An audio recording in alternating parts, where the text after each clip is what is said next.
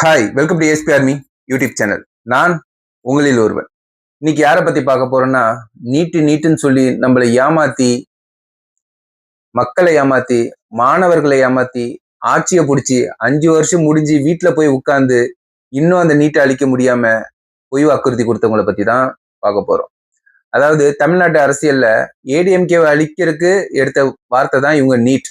அந்த நீட்டை நாங்க அழிச்சிருவோம் ஆட்சிக்கு வந்தோடனே, அதுக்கு எங்க கிட்ட ரகசியம் இருக்குன்னு 5 வருஷமா மக்களை ஏமாத்திக்கிட்டே கடைசியில தோத்து வீட்டுல போய் உட்கார்ந்து பாத்தீங்களா, அவங்களோட சரித்திரத்தை பத்தி தான் பார்க்க போறோம். அந்த சரித்திரத்தை பாருங்க. மீண்டும் நான் தெரிவிக்க விரும்புகிறேன், விரைவில் தமிழ்நாட்டில் திராவிட முன்னேற்ற கழகத்தினுடைய ஆட்சி உதயமான உடனே இந்த நீட் தேர்வை சட்டப்படி ரத்து செய்கிற முயற்சிகளை நாங்கள் முழுமையாக ஈடுபடுவோம், அதில் வெற்றி காண்போம் என்பதை நான் உறுதியோடு தெரிவித்துக் கொள்ள விரும்புகிறேன்.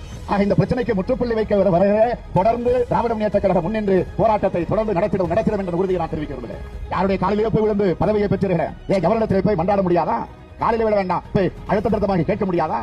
அப்படிப்பட்ட நிலையில நீங்கள் முதலமைச்சர் பதவியில் உட்கார்ந்து இருப்பதற்கு நியாயமா? நம்முடைய தலைவர் தெளிவாக சொல்லிட்டார், திராவிட முன்னேற்ற கழகம் ஆட்சிக்கு வந்ததுன்னா கண்டிப்பா நீட் தேர்வு ரத்து செய்யப்படும். எங்களுக்கு தெரியும் எப்படி ரத்து பண்ணணும்னு, நம்ம தலைவர் தெரியும். அதை சொன்னா கூட இந்த ஆட்சியாளர் பாருங்க, எதுவுமே சொந்த புத்தியும் கிடையாது. நம்ம கிட்ட கேட்கறாங்க, அதை எப்படி பண்ண சொல்லுங்க, ரகசியத்தை சொல்லுங்க. ஒரே ஒரு ரகசியம் தான், அந்த ரகசியத்தை நான் சொல்லிடுறேன்.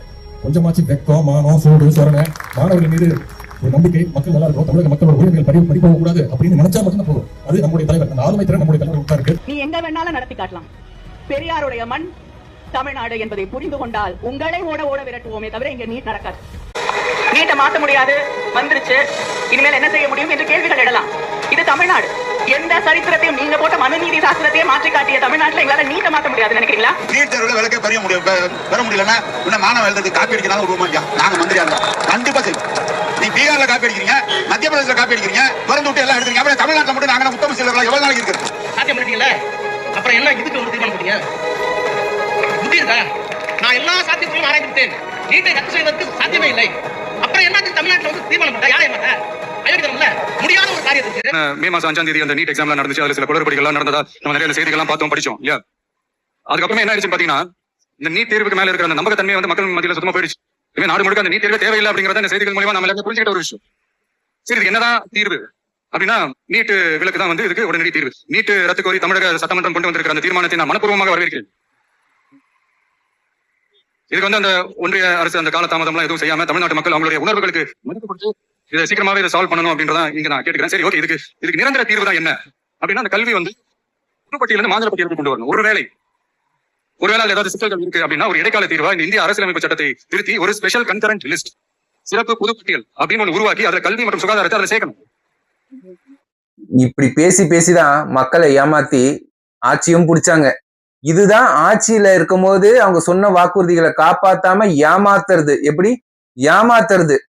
ஆட்சிக்கு வந்து 2 மாசத்துல இன்னைக்கு தளபதி விஜய் ஆட்சிய 6 சிலிண்டர் எங்க, அது எங்க, இது எங்கன்னு கேட்கறதுக்கு ஒரு தகுதியும் வேணும். இவங்க 5 வருஷமா மக்களை பொய் வாக்குறுதி கொடுத்து, இதெல்லாம் விடுங்க, பெட்ரோலுக்கு 5 ரூபா இதெல்லாம் குறைக்கிறேன்னு சொல்லி மக்களை ஏமாத்தி, அப்போ அந்த டைம்ல மக்கள் எப்படி ஏமாலியா இருந்திருக்காருன்னு பாருங்க. ஏன்னா அப்போ வந்து சோசியல் மீடியா அவ்வளவு பவர்ஃபுல்லா இல்ல. இன்னைக்கு தெரியும் மக்களுக்கு, ஆயிலையோ பெட்ரோலையோ விலையை குறைக்கணும்னா அதுக்கு மத்திய அரசு தான் முயற்சி எடுக்க முடியும். தமிழ்நாடு அரசால ஒன்னும் பண்ண முடியாது.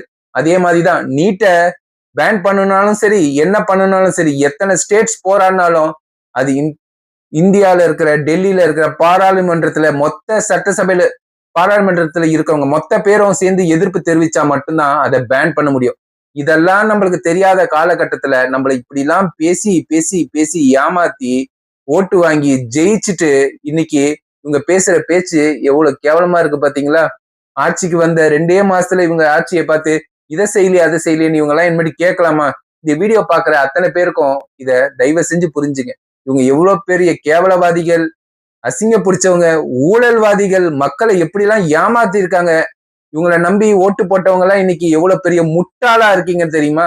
இவங்களுக்கு சப்போர்ட் பண்ணிட்டு இன்னைக்கு பல பேரு திரும்பியும் வந்துட்டு இருக்காங்க. ஐயோ என் தலைவர், உன் தலைவர் தான் உன் தலையில மிளகா அரைச்சு இத்தனை வருஷம் அசிங்கப்படுத்தி இருக்கா.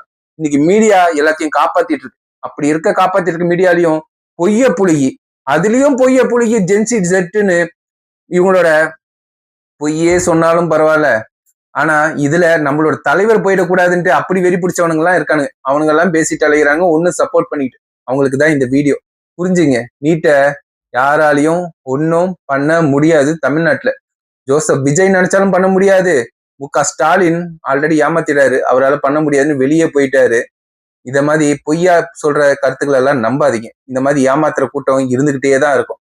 இந்த ஆட்சியில பார்ப்போமே 5 வருஷமா இவங்க செஞ்சு முடிக்கலன்னா அதுக்கப்புறம் அவங்க ஏமாத்தினாங்கன்னு பேசலாம். ஆனா 5 வருஷத்துக்கு அவங்களுக்கு டைம் இருக்கு எல்லாத்தையும் பண்றது.